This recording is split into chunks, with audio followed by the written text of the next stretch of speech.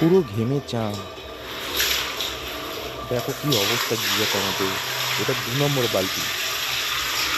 প্রথম থেকে বলি চলো, ইউএসমি কোম্পানির একটা গিজার নিয়ে এসেছি সার্ভিস করার জন্য। কাস্টমার বলছিল যে আমার জল একদমই বেরোচ্ছে না। চলো ভেতরে দেখো কি অবস্থা। কাস্টমার জানেনই না যে কোনো দিন এটা সার্ভিস করতে হয় বলে। যাই হোক, আমরা আস্তে আস্তে ইলেকট্রিক্যাল কম্পোনেন্টগুলো সব খুলে নিয়েছি, গিজারটা উল্টে সার্ভিস করতে অলরেডি শুরু করে দিয়েছি। দেখো অবস্থা, এটা ফার্স্ট বালতি যেটা আমরা এর থেকে বার করছি। গিজারটা মোটামুটি 4 থেকে 5 কেজি ওয়েট হয়, কিন্তু যখন গিজারটা ওর স্ট্যান্ড থেকে নামাচ্ছিলাম মনে হচ্ছিলো 25 কেজি ভাজি। দেখো কি অবস্থা। এটা ফার্স্ট বালতি, ঠিক আছে।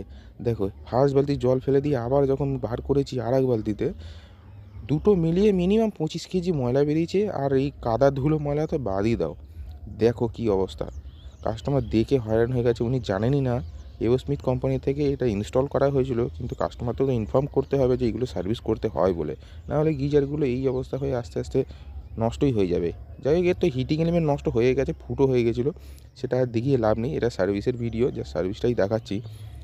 চলো, সার্ভিসটা পুরো কমপ্লিট করে নিয়েছি আমরা। এই দেখো সেই কত মাল বেরিয়েছে দেখো। যেগুলো ঘোলা ময়লা জল বেরিয়েছে সেগুলো তো বাদই দাও। এটা হচ্ছে মোটামুটি 8-9 কেজি হবে। এই সার্ভিসটা কমপ্লিট করে আমরা মেশিনটা টাঙিয়ে দিয়েছি। দেখা হবে আর একটা ভিডিওতে। টাটা।